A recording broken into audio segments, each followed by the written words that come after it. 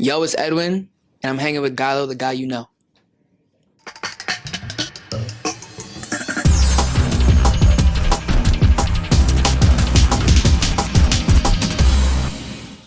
What's up? It's Nick Gallo, Gallo guy. You know, I'm here with the one and only Mr. Edwin, bro. How are you? What's poppin'? What's up? Well, I want to ask you, just how are you doing, just personally? How are you doing in just life? Because everyone's thinks celebrity and the Mm. whole life, but just how are you doing as a person? I'm doing good, bro. I'm blessed. Like my first tour in 6 years, with the Jacks, and it just feels great, like to be able to reap the benefits. The fruits of my labor are finally coming to life. So I'm just happy, like, and trying to just stay present in the moment as I Yeah, progress and move forward. But I'm just blessed to be in a position that I didn't know I would be in last couple of years. yeah. So I'm happy. I want to ask you though too, when you got the call, or even like the conversations to get on this tour, like what do you think like when you accepted? Like, Yeah. oh snap, this is about to be on and popping. No, it was crazy because I was on live like in the beginning of the year, Uh-huh. and I was like, yo, I want to go on tour. I don't know how I'm gonna do it, but I want to do it. Like, and a fan was like, hey, the Jacks are going on tour, so you should ask. And I was like, oh, those are my boys. Like, I'm gonna ask. I forgot, didn't ask, and then Uh-huh. 4 months later, they reached out to me, and I was like in the Man. kitchen, and I was like, this is so crazy. Like, I was gonna ask you guys, and they're like, well, would you do it? And I'm like, well, let me talk to my manager and make sure that like logistically, Yeah. financially, it makes sense. And once we crunched the numbers, I was like, oh my God, I'm going on tour. Yeah. It's crazy. Yeah. And it was crazy because I was like, it was the first moment where like, I was like, okay, I finally have something to work towards. Like, Yeah. you make music, you release music, Mm-hmm. but you're kind of on this hamster wheel trying to figure out like what the next step is. And it was just nice to be able to have like 3 to 4 months where I knew there was a goal in sight, and I was just aiming to get to that goal, which is get on the bus and do these tours. Yeah. I want to ask you though, like you said, for not being on tour for 6 years, when it started, what was it, September 24th? Mm. Did it feel just like old times, like being Yeah. right back into the groove of things? Yeah. Like I think it was kind of a lot of it was exciting because there's a lot of the bells and whistles that we don't have, that I don't have, that we did have Mm-hmm. at the time. But it's like I love figuring things out, and we were talking about this Yeah. before. But like I'm a hustler, like I'm from New York City, so trying to figure out the most, financial, the most like the coolest way to get my brand across Yeah. with the limited resources that I have was like the challenge that I was so happy to accept. Mm-hmm. But yeah, it feels natural. Like to say it was 6 years is insane because it doesn't being on that stage, it doesn't feel like it was 6 years ago. Yeah, it's crazy to say that like 6 years ago, but like being on the tour, one thing I will say, your social media, you make it look beautiful. Thank Like, you, bro. Thank you. yeah, you make a lot of people need to take some pointers from you because you make it look good. Like I see some artists and I'm just like, where are the behind the scenes? Yeah. Where are the tour bus? Like I want to ask you, did you like when you began the tour, did you know, hey, I want to do, the tour diaries. I Yeah. want to do all of it. I want to, show fans and make it look good.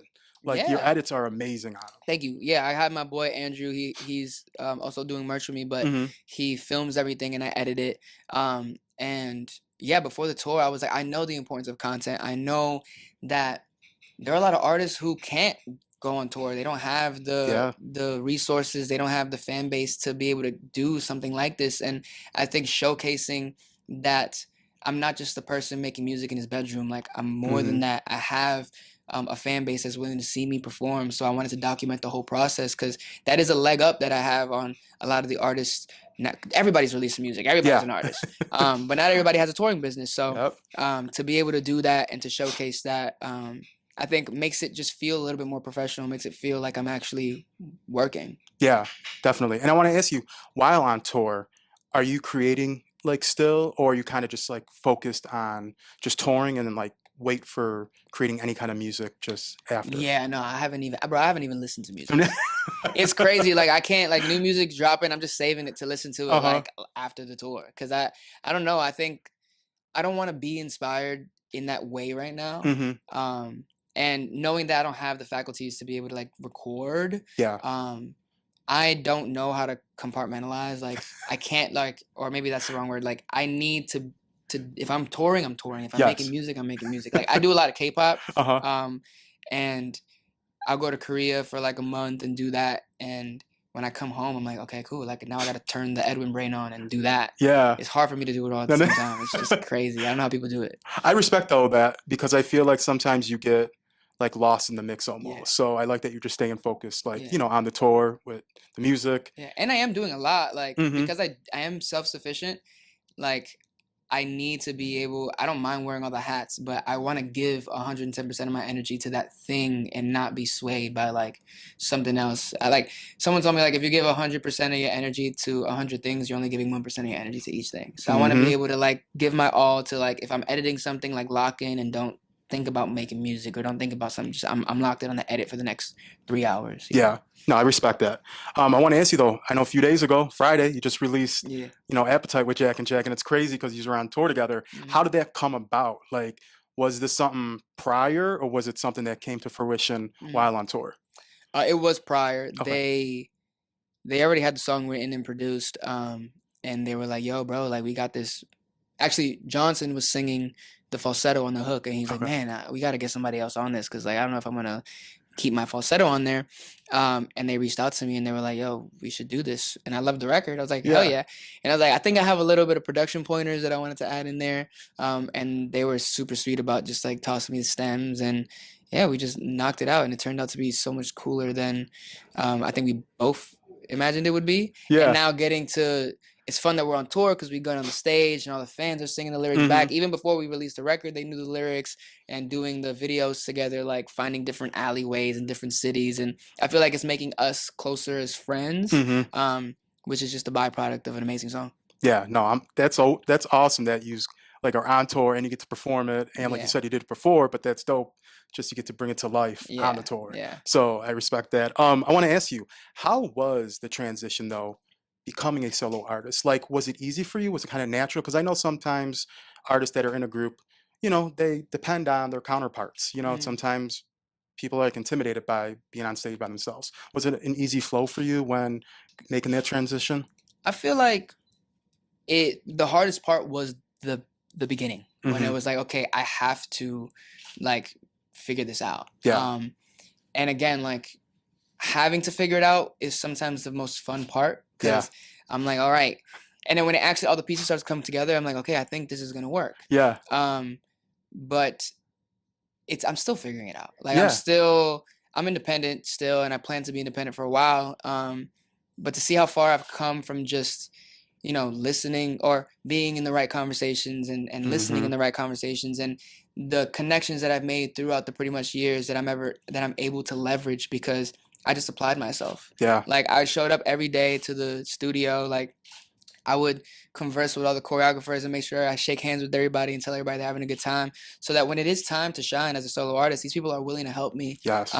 because it's about the music and it's about the craft at the end of the day. Hmm. Um, so it was a little difficult, but I didn't doubt myself. I think the only thing I doubted was like the time it would take. Yeah. Um, but it's not really a doubt. It's more just like that's the part that you can't control. Yeah. But as long as Hmm. you're putting your best foot forward at every step of the way, like only good things can come from that. No, definitely. You're making it, like I said, making it look effortless. Thank Like, you. I respect you for that because, social media, it's a beast too to kind of Yeah. find your way, and you're doing an amazing job at it. I will tell Thank you you, bro. that. Thank you. I want to ask you though, one thing I love about you, your style. From Yeah. your photo shoots to even your tour outfits, like the jean with the diamonds, and Yeah. then you got the sparkle, Yeah. The like, shawl, I yeah, guess. Shaw. Yeah. I was like, yo, I like it. Like, it's eccentric, it's different. I like that you're bold with it. Yeah. I want to ask you, who are some of your style influences growing up? And then who are some of your style influences now, just kind of being an adult and just seeing? hmm I would say like I'm really inspired now by like ASAP Rocky. Yeah. ASAP Rocky was always like a really big inspiration to me because I was like, he doesn't care about what anybody Yes. thinks. He's really gonna Uh, put it on. And I learned from how he dressed that it's not about what you wear; it's the confidence that you have behind it. mm-hmm. Um, and I'm the kind of person that like even when someone says that doesn't work, I'm gonna put it on just to show you that like I'm gonna make it work. I love that. I Um, love that. but thank you. But it's true though. Like there are people like you always make that look like that wouldn't look good on me. I'm like you saying that that wouldn't look good on you is the problem. Like you just haven't Mm-hmm. you haven't decided that that's the case, or you already decided that's the case. Mm-hmm. But with the show, I realized that the Jacks are gonna have a band, and that adds value to the show. I don't Hmm. have any bells or whistles, so I'm like, what's something that I can bring to the stage? And I'm like, well, if the lights are gonna hit me, I want to shine. So Yeah. I try to find like the shiniest fit. My girlfriend and I rhinestone that whole fit like stone by stone, like for a week. It took us a week to get that whole thing Dang, done, y'all did that. stone That by is stone. Yeah. sick. And then the shawl, I went to some shop downtown LA in the fashion district, and this lady has just a bunch of random cool bohemian, like very cultural like style stuff, Hmm. and she had this thing, and I put it on my shoulders, and she was like, "You look like Prince," And and I was like, "All right, all I'm right. buying it. Let's do it." And then it was just figuring out whether or not I was gonna be able to dance in it, and luckily I can. So It yeah, worked out. yeah, That's sick, bro. And knowing that you created that look too, yeah. that's props, because that ain't Thank no you, easy task. thank you. But yeah, bro, like there's not a lot of this. I'm trying to just showcase like if I can show people that like I'm doing this Hmm. DIY but at a high level, like my whole MO is that you can do it too, but Yep. don't sacrifice quality because it is at the baseline of everything is the idea. Yep. Like if you can get the idea across, nobody is gonna know whether or not you spent $1 million on the idea or you spent $5,000 on the idea. Hmm. But if the idea is a good idea, then it's gonna flourish. Yeah, that's all that So matters. I'm trying to like push that. Like, let's see how far we can take this independency, this like, DIY thing, and make it look like it's worth Yeah.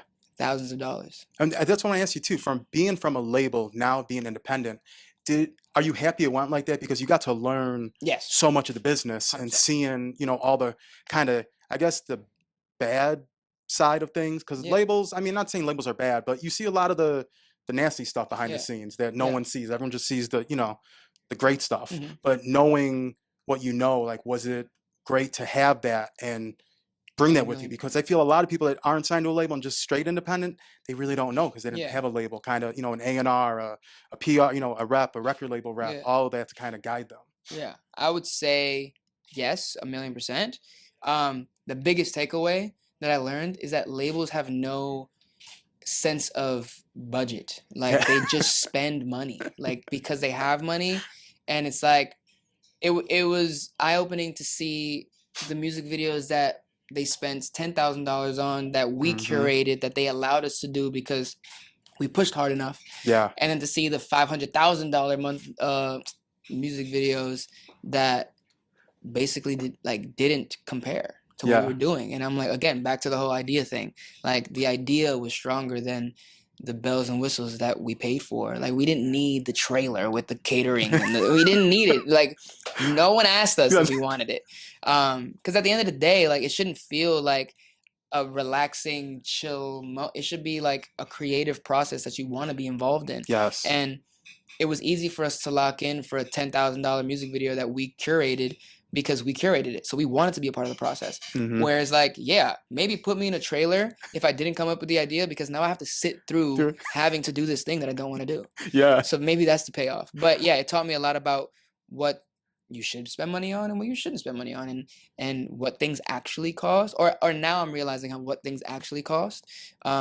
That maybe these labels are just, pocketing the rest of it. I don't know. But Yeah. It's a mystery we'll it's never know. I yeah, feel. yeah, yeah. But it's definitely I say this all the time. My experience is an experience that like that's the invaluable Yeah. part of this entire thing, right? Like maybe, I would have loved pretty much to go top 10 Billboard album of all time and sell stadiums, but even if I didn't learn anything from it, then Hmm. it was all for nothing.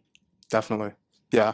Well, I want to ask you, what is to music wise, what is your creative process? Are you the type of artist where write a hook first, write a verse, or you Mm. want a beat first? What's your process like? It's pretty random. Okay.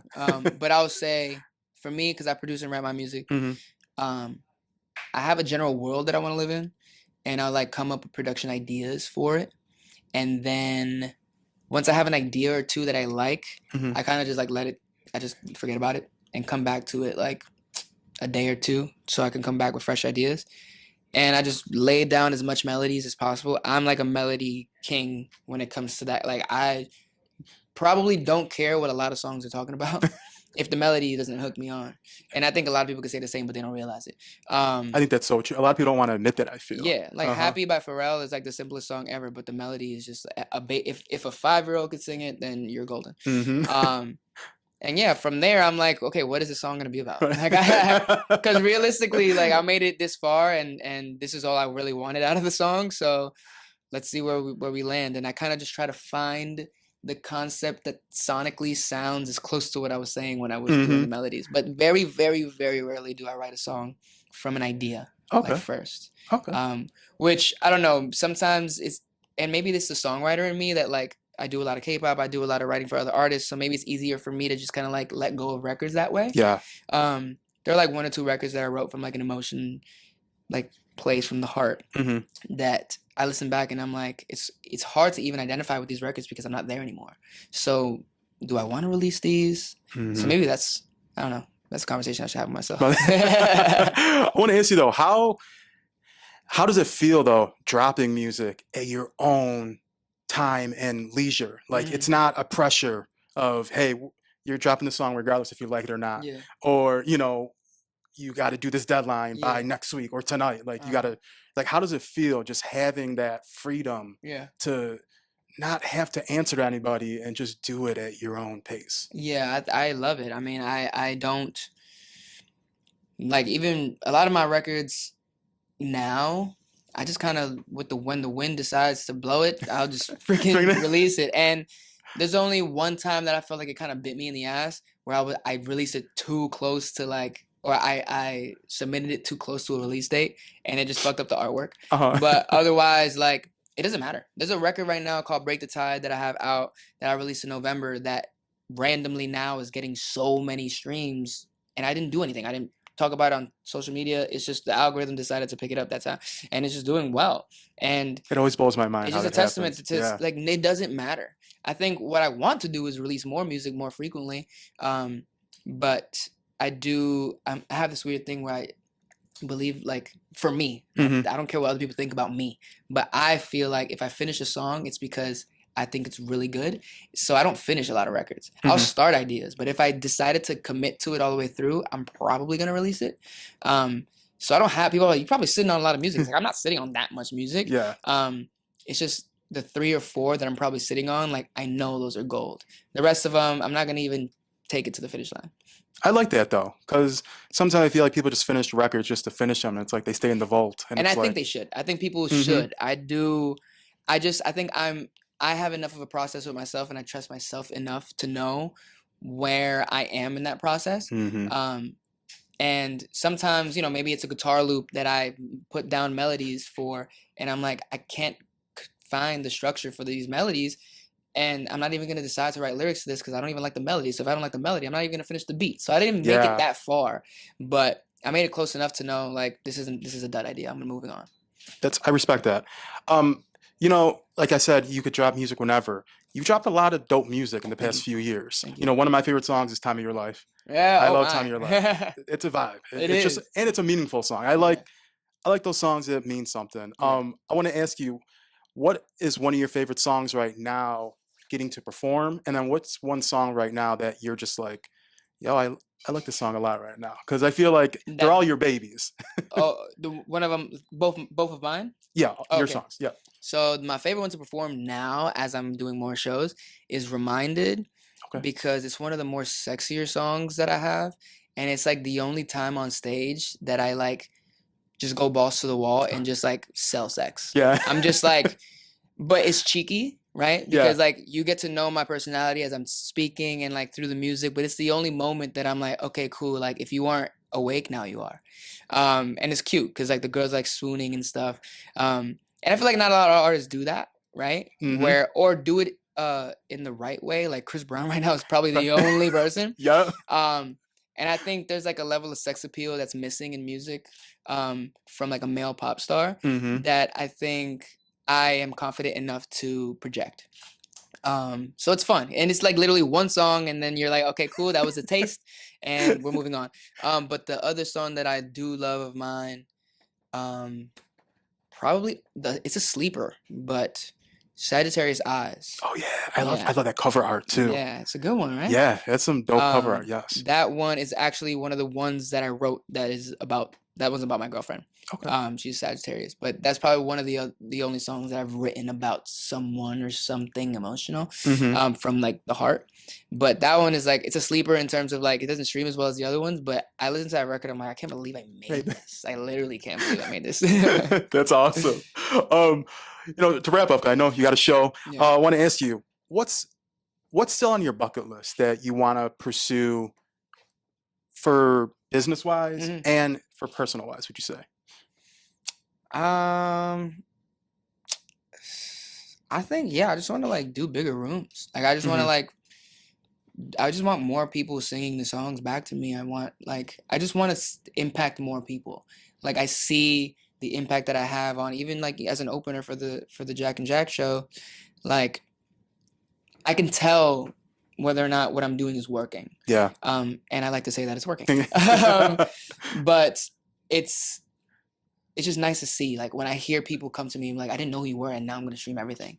Like I want to have more. I want more people to say that. Like I want to interact with more people who don't know who I am and want to join what I'm offering. Mm-hmm. Because like I don't care what everybody else is doing. Like Yeah, I really care about what I'm doing. and that's a And good I'd way love to to just have a mindset of that yeah because can what other that's what I feel like most people do, and it's not a good thing. yeah. Like I like to try to like gamify everything and be like, so if I do this and then this person's doing this, so maybe I should do this. And every time I try to do it, I'm like, this doesn't feel natural. It doesn't feel Mm-hmm. authentic. And everything that I do that is a testament to that I've always been wanting to do always works. So I just try to lean back from whatever the hell is going on and trust that my art is finding its people. Dope, dope. And then my final question for music: would you say you envision right now an EP, an LP? What are you leaning toward? Because it's hmm such a or just more singles because it's such a Yeah, different world than 10 years ago when it was always an LP, a full yeah. 10 at least 10 tracks or more with interludes, and now you could kind of drop Do anything whatever you you want. want. Yeah. Yeah. I definitely want to make an album. Um, I think like I would love to be in a position where I can collaborate more. Like Hmm. it becomes an issue when money and percentages get involved, and it's so much. That's like the only reason I make everything by myself is because I can't afford to do it with other people right now.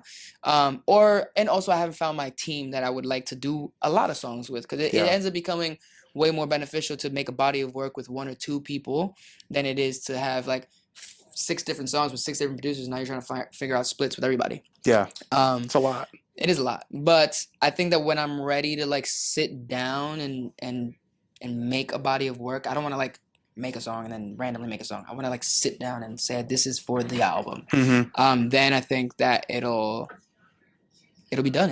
It'll be the body of work. But I think people are waiting for it, so Okay. I definitely want to build an album. Dope. Until then, I'm just releasing songs. Yeah, but I like you said album. I love that Yeah, yeah. because I think I'm old and I just appreciate the album. So Uh-huh. I like you said that. But bro, I want to wish you all the best of Thank luck on you, the rest of the thank tour, you. rest of your career. You're man, you about I about to appreciate it, blow brother. up. I know for real. But yeah, it's Nick Gallo, the guy you know. Here's the one and only Edwin. Thank you, brother. Thank you, bro. Appreciate it. Hell yeah. Yes.